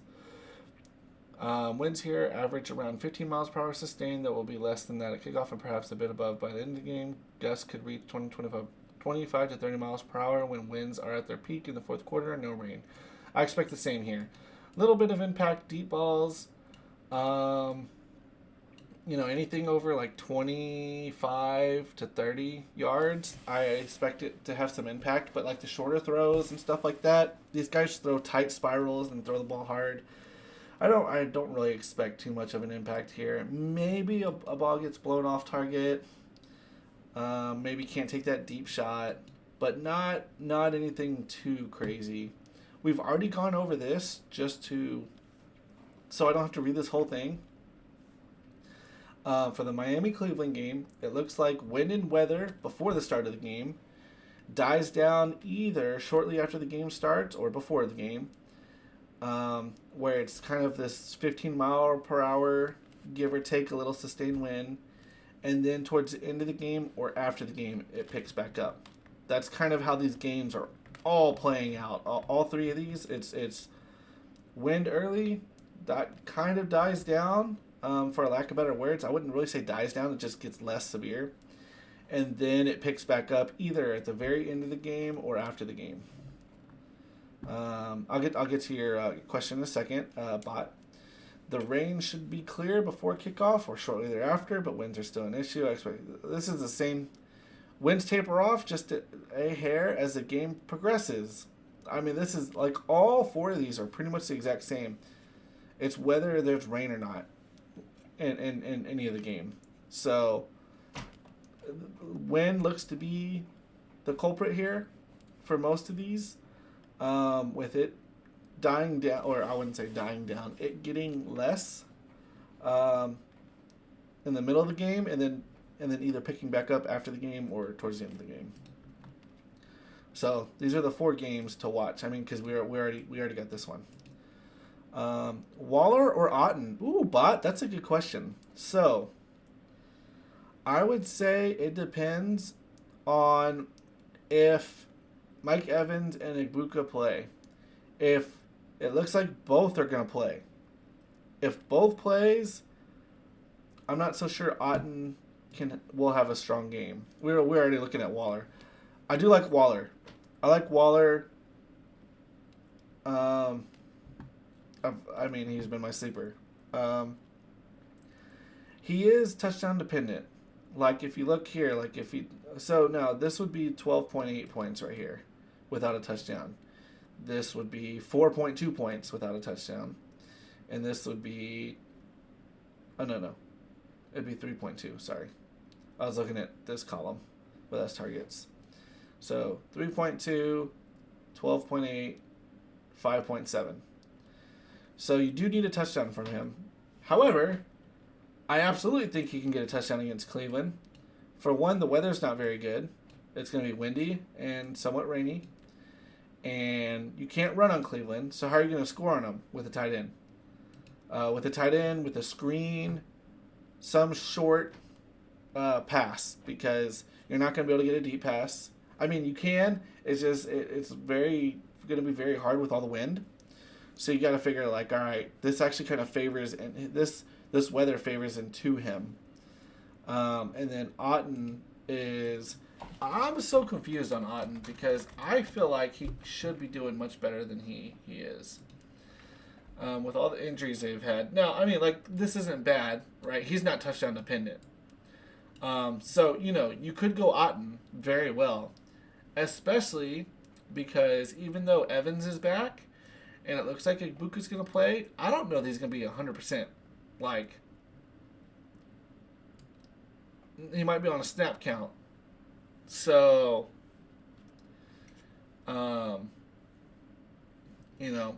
it looks like do you think Waller's going to score a touchdown or not? That's what this comes down to. Because if he's going to score a touchdown, you go with Waller. It looks like he's going to do better. If not, wow, 100%. He played every single snap. And he's had a high snap count. That's pretty good. So, yeah, obviously,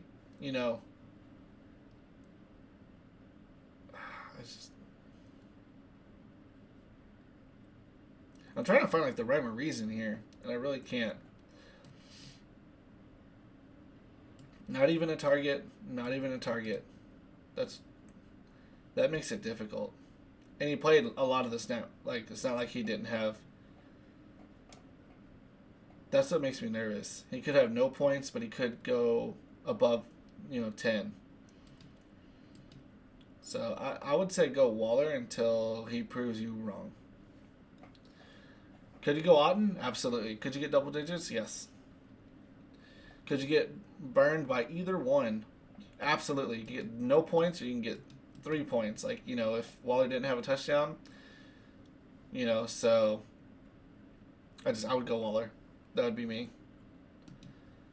Yeah, there's just too many weapons for the Bucks, and they're coming back too. If Otton gets a touchdown though with some of these stat lines, like he's having like a really good week. So like it's a hard. That's a hard one to figure out. All right, let's go back to this now. Now that we've gone through the weather, but aside from what I talked about, all the other games are good. Like all these other games are okay. Well, all these other games are good. Good weather, good weather. Dome, good weather, good weather, good weather. Oh, bad weather. Yeah, see how the winds die down here? They really do die down. It looks to be wet most of the game. Like this is one that look at this over under. Jesus Christ, that's like a 17-16 game or something.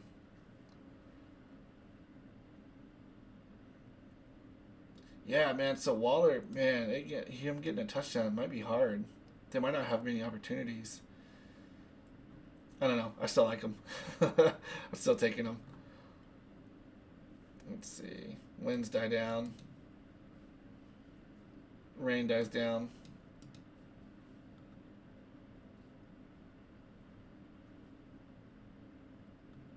Good weather. Dome. Good weather. Dome.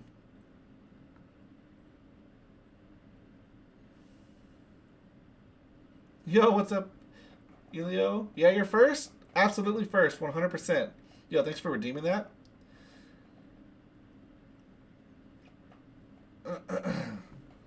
We are 1 hour from kickoff. Let's fucking go. We are week 7. Kraft or Laporta. All right, this is a different one. We have not had this one yet. Let's see. Green Bay plays. Who does Green Bay play? Arizona and Laporta. Laporta. I know you mean Laporta. And Detroit plays Tampa. So, I definitely like Kraft for double digits. And even if he doesn't score a touchdown, he can still get double digits. Let's see. Once again, I usually have a co-host with me. In fact, I had a guest speaker lined up. He wasn't 100% though. He's one of the homies, so I'll just kind of give him a hard time. I think he had a really good time last night. He likes to, his weekends are his time to release some steam and stuff. So I think, he had a really good Saturday night. So it doesn't look like he'll be joining me. But usually I have a co-host named Shrek. He is at TwitchCon.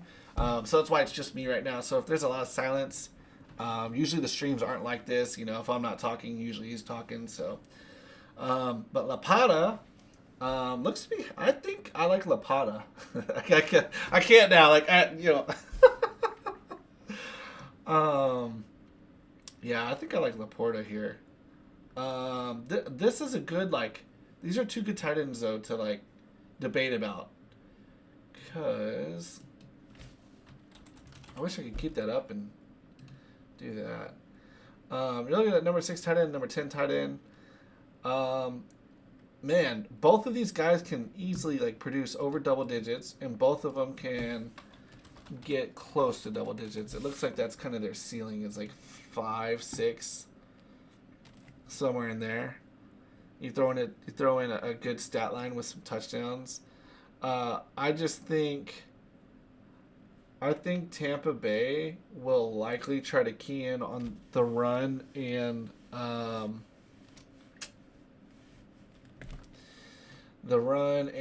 St. Brown more than Laporta, and I think that'll open up some room for him. And he's been having some good games the last few games.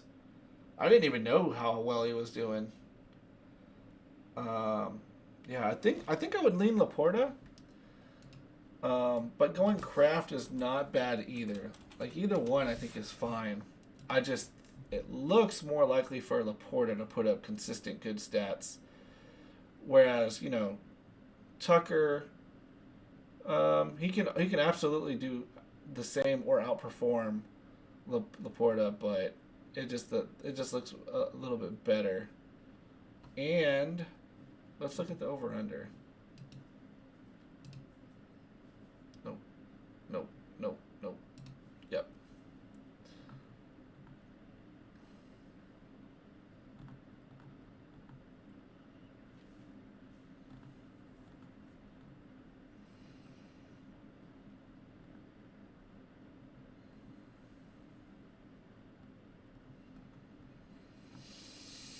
Hey, where is it?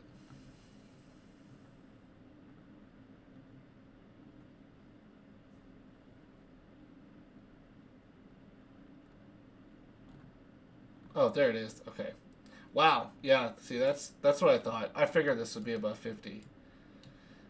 So not only do you have, like, you know, two good offenses going against each other, but two of the top teams in the NFC going against each other. So they're going to want to play at the top of their game.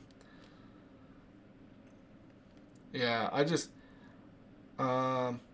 see a lot of stats from this game happening. Not to say that, you know, you can easily have Kraft pop off against the Cardinals. Cardinals defense is not that good. But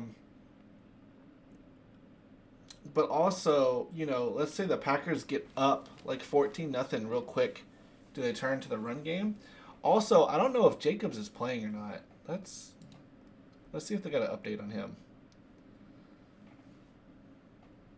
A true game time decision. Let's see if Sheffy has anything to say. It's about the time whenever you want to check. All right, Dickerson. Okay. Oh, shit. Okay, so some people were asking about Myers earlier. Don't start Myers. I mean, we didn't have him starting anyway. But that's huge. Is he going to get traded? I think he's going to get traded. I think Myers gets traded. I think that's what this is about. I got to look this shit up now. Yeah, so that's my answer, Elio. I like Laporta more, but Kraft can do the job as well. So it's more of your preference. I laid out kind of why I would do one over the other, but both can throw up double digits. Both can also hit their ceiling. I just think Laporta, with them playing against Tampa, that looks to be a very high score game. Lots of stats from that game. Who are they looking up? Myers. This is wild. Oh, he's okay. I don't believe this, man. I think this is based on I think they're downplaying this. I think they're saying his knee injury is more significant than it is. No, I might be completely wrong. Like, it's very possible. I don't have any, like, you know, inside man or anything. I just know he was wanting to be traded before the season started, and I think they are going to move him.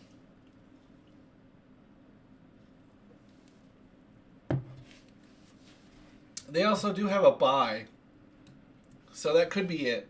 They could be like, all right, he's not quite fully healthy. If we're holding him out 1 week, it's only 1 week. Got a bye next week. He will be good to go. Maybe that's what it is, but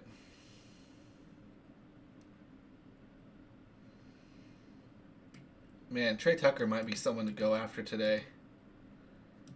He might have a good day. Man, if you want to be sneaky, Trey Tucker might be the go-to guy. What about Deontay Thornton? I don't know anything about this guy.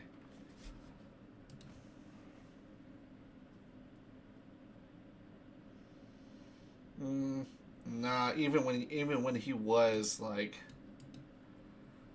nah, I don't think too much comes out of him.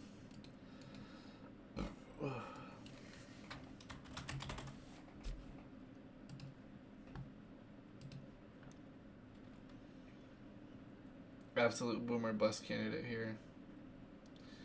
I didn't think he gets a lot of targets, so.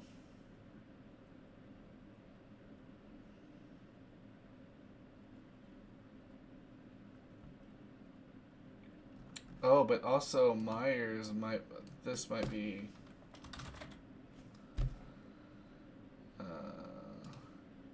Oh, Mayer. That's who.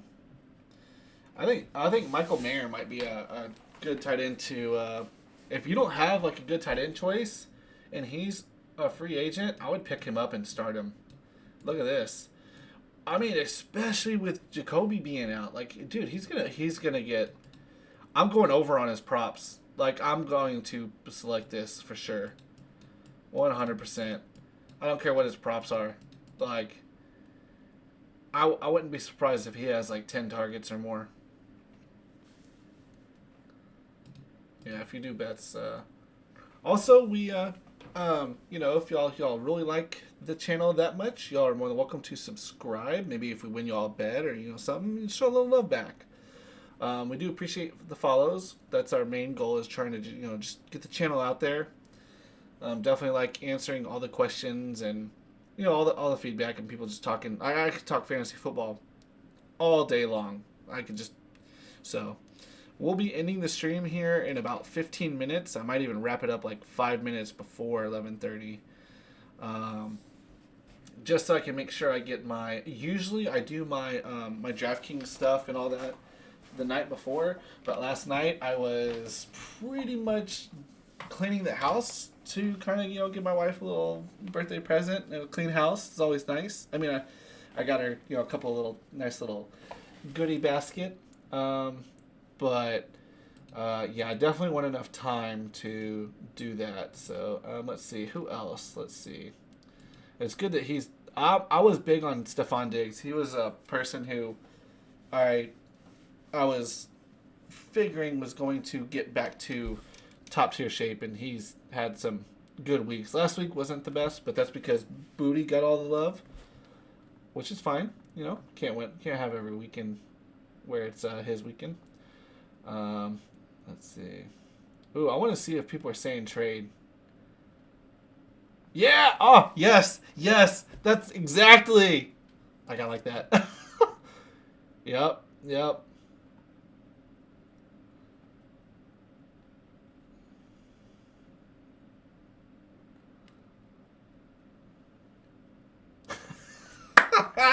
Dude, yeah, he's getting moved.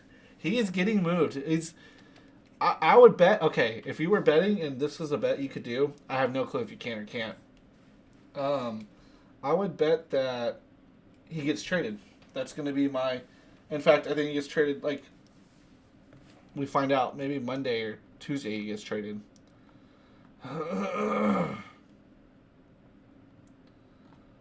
Let's see if.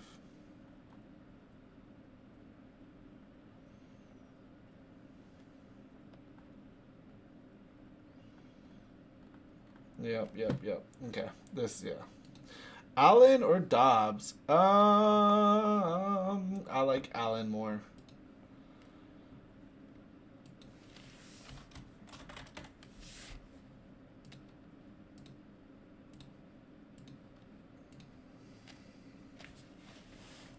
I like Allen more just because he's been more consistent, and he's done his consistency, whatever his snap count percentage is. Saying that though, Dobbs can absolutely pop off, and none of the other receivers are really doing too much there. But I don't think that the Packers have to necessarily throw the ball a lot to win this game. So, can Dobbs get you double-digit points? Absolutely. That's a very good possibility. Allen looks to get you more than just double digits, though. Like, he looks to be, closer to 15 to 20. Now, not all three of those receivers over there can get 15 to 20 points. So, two of them can, but all three, not likely.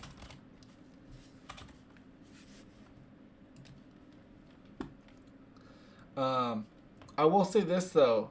He does like to be touchdown dependent, although he's a very good red zone weapon. So that's why he started off the year with 3 straight touchdowns.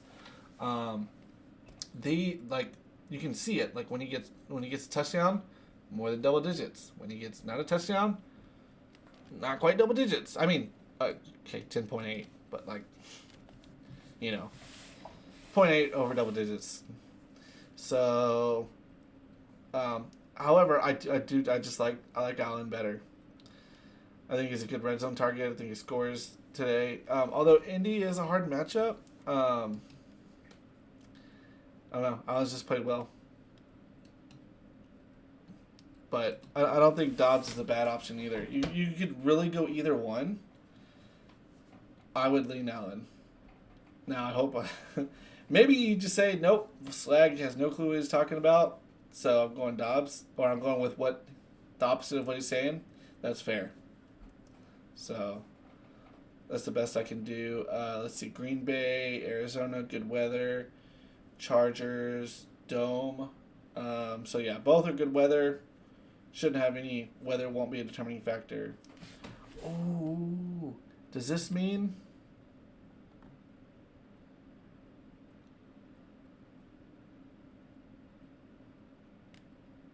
Okay. In our league, you got to pick up guys early, or else if you wait until there's an actual announcement, you don't get them.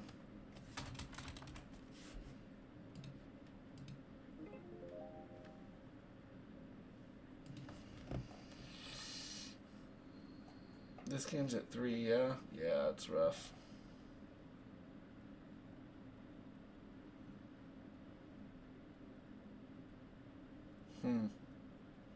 God, that's a hard one to call. I don't know if he plays or not.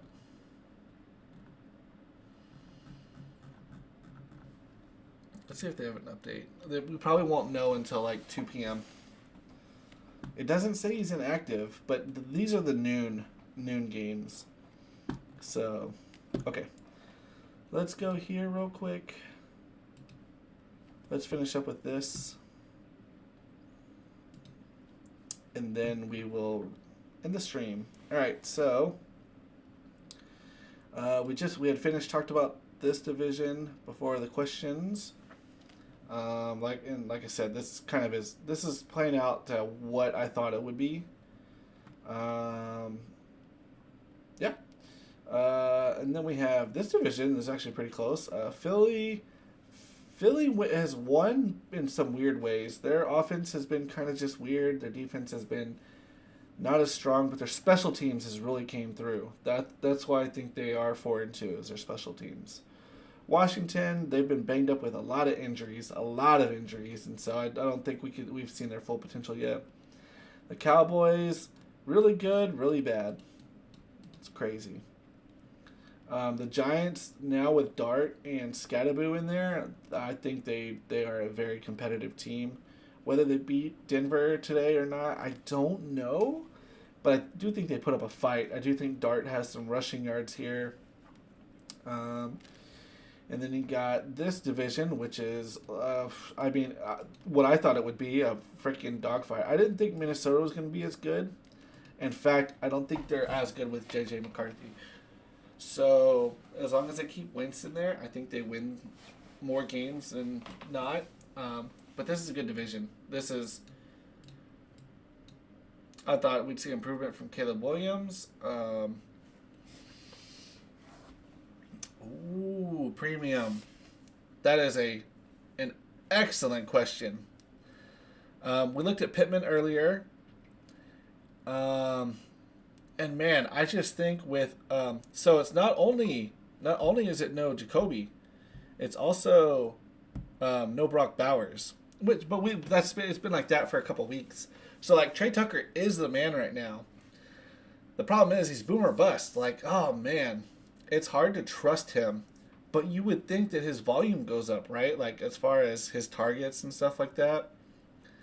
I do think I like Pittman more. Just personally, I like the players who are more consistent. So more solid floor with, we know what they look like when they hit their ceiling. With Trey Tucker, man, it is floor or ceiling, and the in-between is not likely. I do think it'll be very interesting to see. I do think Trey Tucker does get I do think he could get somewhere like 17 points or so. I think I like Pittman though. He's just more consistent and likely to hit like around that as well. I'm also running Taylor and Daniel Jones, so not having 3 Colts is why I'm debating.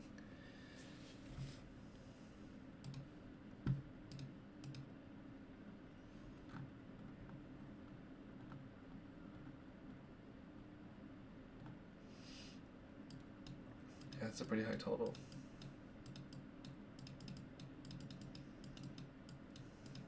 See, the thing is, the game script can play out exactly how you want, though, and have all those 3. Like, especially if Taylor gets a receiving touchdown. Because Taylor can still have all the rushing yards, along with some receiving yards and a touchdown. And Daniel Jones could throw a touchdown to Taylor and both Pittman. And Pittman still have, 10 targets or so. So, like, all those things are possible. So I wouldn't worry too much about that, actually. Now, if you had, like, a 4th guy, then I'm starting to be like, all right, how do you get it to all 4, how do all 4 of those have volume? I definitely think it's possible to have a wide receiver, running back, and quarterback all have a good game. With the over-under being almost 50, I mean, that's very possible. It looks like this is going to be a game where both teams score in the 20s. So I think I like I like Pittman, Jones, and Taylor. I'm just wondering, my only hang up is when is Daniel Jones going to come back to Daniel Jones, because it's going to happen. Now, maybe it's only one game, and it's not, as bad as it has been in previous years where it's more than one game, and it's just like, how does he go up against the worst defense and have, a terrible game? I'm not saying that this is the Chargers, but we've seen that when he was on the Giants. So, yeah, he does look really good. I will say that. I mean, and the thing is, even with the Giants, he had good games. It's just his consistency is what was lacking. He hasn't been as consistent as he has this year. So, but yeah, I wouldn't mind starting all 3 of those. Really. I mean, especially when they score 33, 29, 41. Now, 20 is not as good, but 40 and 31. Like, they've scored almost 30 points every single game with the exception of the Rams. So, like, it's there. The volume's there. Very possible. So, yeah, Premium, thank you for the follow. I don't know why my alerts aren't working. My apologies. But yeah, much appreciated on the follow. Hope to see you back. We go live every Sunday, 3 hours before kickoff. I usually have a co-host with me. He's at TwitchCon right now, so it's me rocking it solo. But yeah, we definitely love the questions. I think that's our favorite part of the show, is answering questions. What the only thing I hate is when someone comes in here and asks a question, and like I lay it out perfectly, like it makes sense as to why we would pick how we do. And then something else just happens, like that player doesn't perform, or someone else just comes out of nowhere and, hits that home run ball, or, I'm like, oh, don't start this person because they're touchdown dependent, and then they score 2 touchdowns in the first quarter. Something like that. I hate it when that happens. And then I feel bad because, like, I care to give good advice, and, like, I want everyone's, options to hit, and, all their picks to work out, their bets to work out. I'm always rooting for people to succeed, and so when that doesn't happen, I'm like, God damn it. Yeah, game script and stuff happens. It's more so just nice hearing someone else's thoughts rather than flipping a coin. Yeah. It's like having that reassurance. Like, okay, my thought process was kind of correct on how I was thinking about this. Especially, like, I have a lot of experience in fantasy. I've been doing fantasy football for, when did I start? What, like 2013 or so? So I've been doing it 10 plus years. I've always had a good eye for the game. So, like, I probably should be a coach. And maybe someday I will. I've always been told I'd be a really good coach. But, like, I would always be able to be like, all right, this would be a really good time to run a screen or reverse or home run ball, whatever it is. And then sure enough, like a team will do that. So whenever I watch a game, I have a good keen eye for like kind of what's going on and what would work, what wouldn't. So, but yeah, all right. I think that's gonna do it for Double Down Sports for Week 7. We will be back next week.